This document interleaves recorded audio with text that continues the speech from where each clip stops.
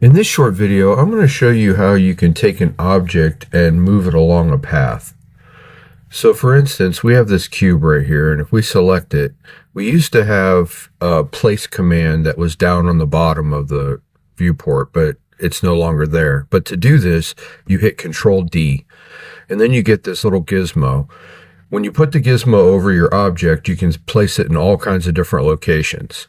So let's just say we select the top of the cube. Now when we go to this line, you'll notice that it snaps to the line, and we can actually move the cube along that curve, and it will stay oriented with the curve.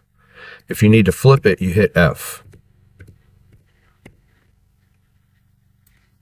So we'll do the same thing to the cylinder. We hit Control D. You can place it on the top, and then the same thing.